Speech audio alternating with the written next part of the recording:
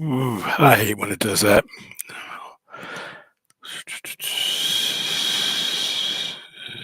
Don't know why it does that. There we go.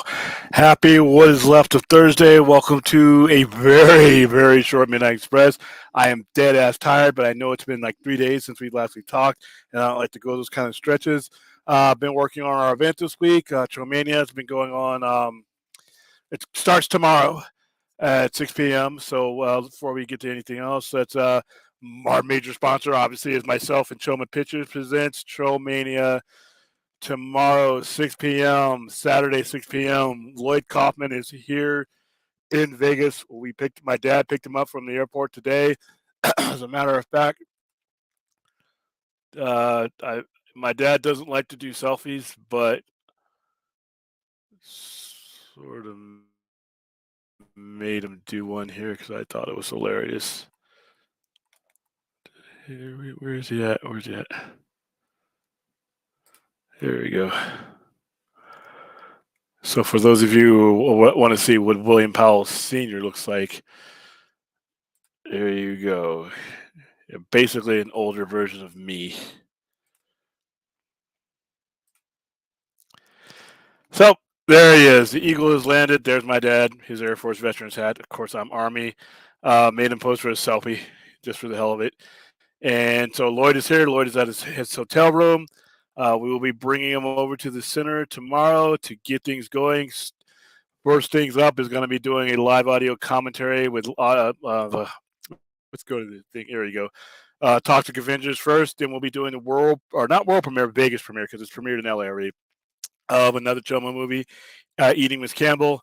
And then we have a local director here named Heidi Moore. She will be world premiering, which means this is the first time anyone's ever seen her complete production of Kill Dolly Kill. That'll be Saturday. That's all in night one. Then we got a lot of Q&A, autograph sessions, merchandise stuff in the middle of that. Night two is Class of Nukem High, once again with Lloyd Kaufman doing audio commentary. So if anybody's who's local or anybody's making their way, if you ever have any questions, ever had any questions about the making of Toxic Avenger or Class of Nukem High, this is going to be your chance to ask the man himself because he will be there. Then, ironically, a James Gunn film, James Gunn written film, Romeo and Juliet. And then we will wrap up the night with Lloyd's latest project, Shakespeare's Shitstorm.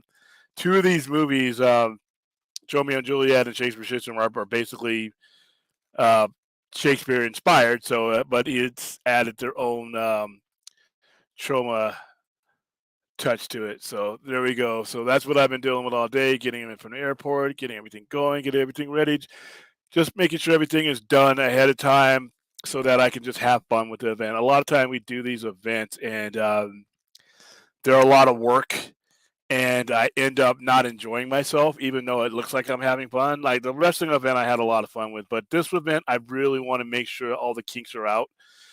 So that's why you haven't seen me, because I really want to actually be a fan in this event instead of just somebody running it as well. So it's going to be a lot of fun. Let's go and talk to the chat real quick. Yes, I am. Yes, I am. And like we're gonna be, I'm gonna be doing my best on the Friday night overnight show to bring as much to you guys as possible in regards to live stream. I know we are going to be doing our Saturday overnighter, but we're going to incorporate a lot of Troma to it. I am going to be doing a live interview with Lloyd Kaufman that Saturday night while one of the movies is running. We're going to be outside doing an interview, and that will be directly to the network. We're going to probably stream the Q&A, the extended Q&A with him on Saturday night, and we'll probably do a couple of the Q&As and autograph sessions and stuff on the night. So I'm going to bring as much to you as I possibly can over the weekend, so you guys kind of see what's going on and have fun with it. But we'll do what we can is try to make it, keep our normal schedule, but at the same time, I'm going to be running around. But once these events start, though, it actually just goes and does its own thing. Once you hit play on any of these events, it actually gets a little bit better. What's going on, Clint? Ghostly visitor, how you doing, Ghostly? All right, Larry. I know Vince is here in Vegas too. You told me the writer's strike will be used as an excuse to cancel the Ta-Nehisi Coates Superman film. They can cancel that if they wanted to without the writer's strike. Really, be honest with you, they really don't have to go forward with that if they don't want to at all. Yeah, maybe Gunn can call in. You know what? He has asked him on my behalf for an interview when but this is before he became DC head though. So I probably have no chance at that. But he does. He does. I mean, he knows him. He's just in Guardians of the Galaxy. He did a cameo in Guardians of the Galaxy. And they still do talk. But like I said, it's like I'm on the lower end of that spectrum of people that Lloyd Kaufman knows. If there's like a totem pole of people, I'm not even on that totem pole. I'm a couple totem poles down at the bottom. So who knows if we'll ever make that connection. Based on what you've heard from people who have seen The Flash, does this movie retcon anything? Been wondering that. From what I heard, it just leaves things to be determined. That's about all I can really tell you. Nice. So Lloyd will be on the stream Saturday. Yes, Lloyd will be on the stream Saturday night. Lloyd will be on the stream a couple times Saturday night. When we do the extended Q&A after Shakespeare's Shitstorm, that is going to be streamed to you guys right as it's happening. William starts to be a chicken with his head cut off while I'll be a bastion of stability. That's the way. I mean, these events usually I over prepare, and there's a lot of paranoia that goes involved because there's so many moving parts when you're doing things like this. You got to make sure that your tech is right, the sound is right. And in this case, the logistics to bringing a guy all the way from the East Coast, setting up a hotel room, doing all that stuff. It's just there's so many moving parts. You just got to account for all of them. So, but once you actually get the thing going, especially on a 2-night event, generally when a 2-night event happens, once the first night gets underway, the rest is easy. Hopefully, Michael B. Jordan can do a Calvin Ellis project. I'm up for that. Who knows? Hi, Christy. Christy Larson. She'll be there. She's my main trauma person here. One of my main trauma people here in Vegas. So hopefully I'll see her tomorrow, at least for one of the days. So yeah, she's part of Team Trauma in Vegas. I've done a lot of stuff with her. We've done all kinds of crazy stuff. We've done cannibal music. I mean, we've done crazy stuff. So yeah. Hopefully I'll see her tomorrow. Hopefully if you're local tomorrow. And if you're in Vegas or if you're in driving distance, go ahead and come out. I mean, like I said, you'll eventually be able to see these movies, on Trauma Now, Trauma app, or other independent outlets. But the one difference that you won't have is, you won't have Lloyd Kaufman sitting there with you, watching them and commentating on them. So that's going to be fun, and he'll be there. We have intermissions set up. Every movie, there's a half-hour intermission so that you can buy merchandise, go eat at the establishments, drink at the establishments, go to the bathroom, talk to him, take pictures with him, and then we get back to it. So it's the event is set up so that we didn't just cram one movie after another. There's 6 movies in 2 days. 3 of them are brand new movies. But we wanted to give people time to, relax and have fun at the event. So I think it's going to be a lot of fun. I mean, it sounds like fun. Like I said, this is one of those things where I want to actually be a fan of my own event. So hopefully things go smoothly enough to where I can actually, kind of like do that. Because like I said, last time I was able to do that was a couple months ago when we did the wrestling event. Those guys did the work. They did the setup. They did everything else. And once we pushed the play button on that event, I was literally a wrestling fan, even though it was our event. So that's what I'm hoping for tomorrow. Yeah, who knows? Who knows? Michael B. Jordan Superman was outside. Yeah, like I said, we still may get those things. You still may. Yeah, I'm excited too. Like I said, got him from the hotel. Got him to his hotel today. He should be sleeping right now. But listen, that little guy's got a lot of energy. So don't be surprised if that Q&A goes a while, because he can outpace me, and he's closing in on 80. Like I said, but that's a long flight, so I'm figuring he's probably sleeping right now. Hopefully he's sleeping right now. Well, you need to have a panel of amazing Las Vegas Comic Con. I am not that important.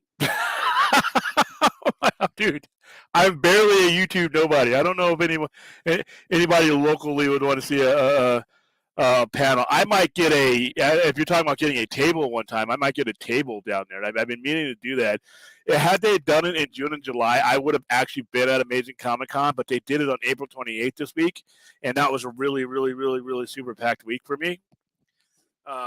So it was just bad. Like I said, I was really hoping they would have done it in later. But I understand why they had to. I think the reserving the convention center, it was more logistically plausible for them to do it this way. But I really enjoy Amazing Comic Con, Amazing Las Vegas Comic Con. I really enjoy it. They have done an excellent job of putting it together. And each year they were growing and growing and growing.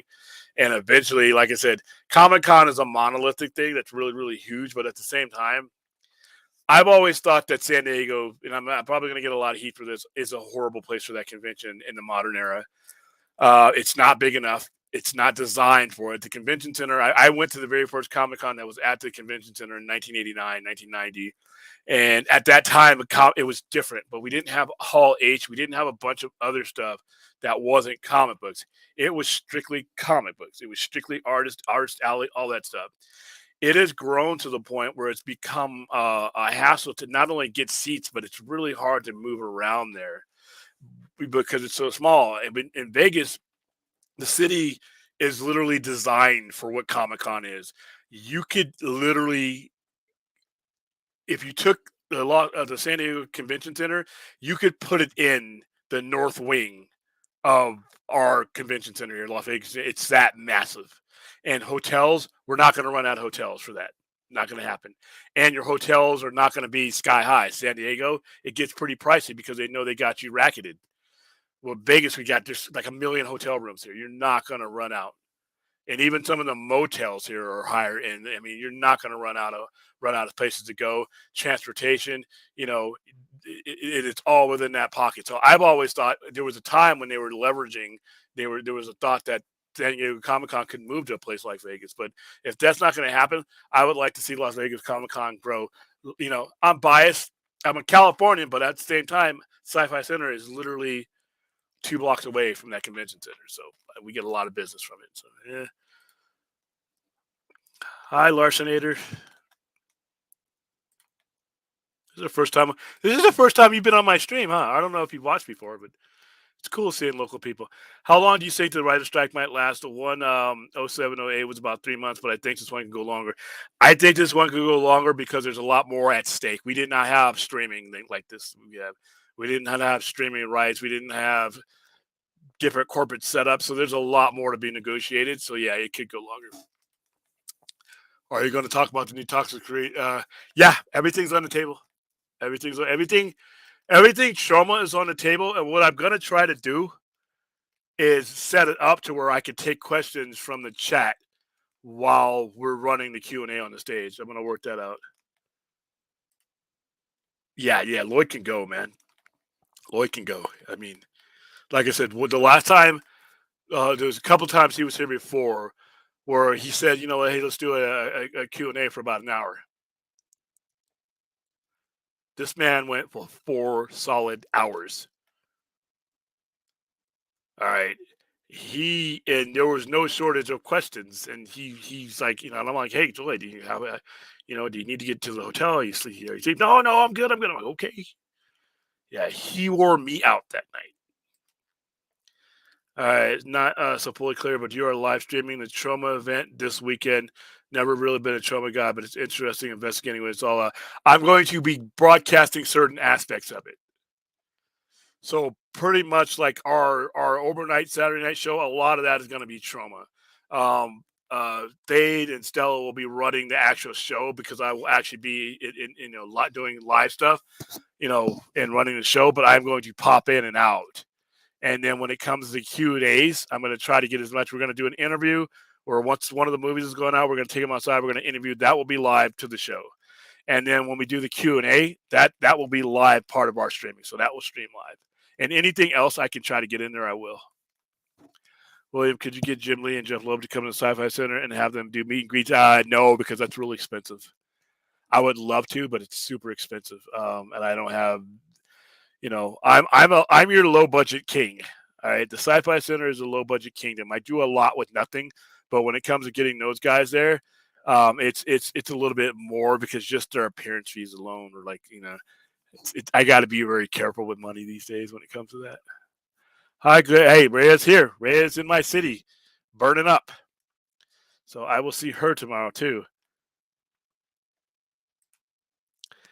Yeah, up. I haven't. Okay, in all fairness, I haven't eaten at that buffet Asia since pre-pandemic. So just the fact that a buffet survived the pandemic is a miracle. There's not too many of them around. I like buffet Asia, but maybe they've fallen off the cliff. What sucked? The prices, or did they just not have a lot of selection? You let me know. Well, I'll ask you tomorrow. Hey guys, what's going on? Any chance of a director's guild will strike? Yeah, there's a huge chance that they'll strike, and then that's why you're exactly right. And what they might do is is use that as a leverage to end it all and get their deal out of the way as well. Uh, all right. Yeah, smash the like button. Subscribe to our channel, Poindexter Lounge. Subscribe to the Sci-Fi Centers channel. All my social media. This is going to be my first time seeing these movies. Yeah, I screen tested some of these movies earlier tonight. Whew. Wow, they are batshit crazy, man. They are as crazy as any trauma I've seen. If you are easily offended, do not come to TROMANIA. You should know better. But if you are one of those, it's gratuitous everything. Eating Miss Campbell, and I've been trying to get that guy on the air, but he's in London. But Eating Miss Campbell is just wild, man. There's some crazy stuff in there, and then we got Kill. They're all wild movies. Just pretty much let your hair down movies, man. Hey, what's going on, man? You said Lloyd wore you out. Oh, very funny. He did, but not that way. Zaslav had the worst take on the strike. Yeah, he thinks that the love of making films will resolve everything. They're not begging for more scripts to write. Yeah, I'm starting to worry about David Zaslav. Like I said, anything within his predecessors was a better, you know. But at the same time, he's done some things that are, I'm still on board, but I'm starting to get a little bit on the worried side when it comes to him. Like I said, the decision for to bring in a new DC head before you cleaned up and consolidated what you had, I think could come back and really hurt some really good movies. So, but yeah, and that strike thing wasn't good at all. How you doing, Jason Eves? Long time no see, homie. All right. The buffets are, dude. Prior to the pandemic, the buffets, like there was a buffet right across the street from the center called China Star. I love that place, man, and they always took care of me, dude. Technically they want you sitting there, but they knew I ran a business across the street, so they would allow me to stuff as much as I could into their container and then get an extra bowl on top, and it was good food. They had some of the best seafood, but once again, COVID really destroyed a lot of buffets and really affected adversely how the quality of them as well. The ones who were able to survive. So, oh. William, what's the best casino to go to? I don't know. I don't go to casinos. The only reason I go to casinos is for the movie theaters. And be honest with you, they all have equal. You could go to Palace Station, Cinnabar. That's a nice one, but I'm a cheap ass. So I just nothing I need to hit the button for. I don't need you bringing wine. I don't drink liquor. Never have. I don't need you to bring me a steak. I'll just go to Fat Burger downstairs. So the best things about for me as a person who's currently living here is the theaters because I don't gamble. So I can answer that question for you. The NFL schedule release got 2 tickets for me and homegirl, Dallas Cowboys at Los Angeles Chargers at SoFi Stadium. Let's go. Yeah, that's a really nice stadium. That's a really nice stadium. All right. Let's see. Waving at everybody. I'm a big fan of John Waters. If you ever have a festival for him, I'm pulling up for that too. We already did. We had there's a lady here named Polly. She's a hardcore John Waters fan, and we did one of hers. We did Desperate Living, and I don't know if I can unsee that movie. The things that happen with a shotgun and where a shotgun is placed in that movie will leave you breathless, man. So I saw one review that said Suicide Squad was basically a trauma movie with a budget. Sounds accurate between guns, trauma, background. No, no. I've seen just about every trauma movie, and I've seen every James Gunn movie. It's not trauma with a budget. Uh, some of the only way you can really compare trauma to the Suicide Squad is some of the over the top violence. But in Suicide Squad, yeah, it's done with a budget. As far as the storytelling, no, no. Trauma movies are trauma movies. Trauma movies are a absolute suspension of disbelief on a level that you can just have fun. Um, the you're still doing basic cinematic character building in the Suicide Squad. It's still a DC movie. It is still a comic movie. The violence, yeah, you could probably compare the violence and then add the budget to that. But as far as the storytelling aspect of it, no. When you're making trauma movies for just outright fun and hilarity. It's not the same goal, and you could seriously tell the difference if you've seen enough trauma. That's just my opinion, though. Somebody could watch Toxic Avenger and be like, "Oh my goodness, that's just like Suicide Squad." So that's subjective, but my opinion, no. William, funny story about Vegas. They're all funny. I got married by Elvis on 666. Half it was pretty much a joke marriage that lasted only a few months. I have no regrets. There you go. What happens in Vegas stays in Vegas. That half was a weird autocorrect. Sorry. Yeah, it's late. The buffet food was greasy, chewy, and not too much flavor. I got chicken skewers, poached whitefish, spicy jalapeno, chicken, beef, steak, and pickled ginger. Okay, so when I go to that particular buffet, I go for their seafood because they got seafood that you really can't get at any other buffet. Their other stuff is standard. I don't think they pride themselves in the other stuff, but that seafood that they got there, and then like I said, it's been pre-pandemic, so talking 3 years. They could have completely gone off the cliff, but the last time I ate there, it for it was a seafood. They were the best seafood buffet in town at the time. I didn't see the Mongolian grill until I was exiting. Should have gone that. Yeah, that's super expensive though. I've eaten there. It's great food, but once again, we're dealing with ramen dollars. So I ate there for my birthday a couple of years back. Yeah, I bet it hurt Vegas culture more than a lot of cities. I know one guy who moved to New York from Vegas due to lack of work. Plus, yeah, it kind of destroyed the city for a while. It kind of destroyed because like this city relies on you being able to come from where you're at and be in a community, be in clubs, be in crowds, be in casinos, shoulder to shoulder with people, being at the buffets, and all of that was things that you could not do during the pandemic. Don't know.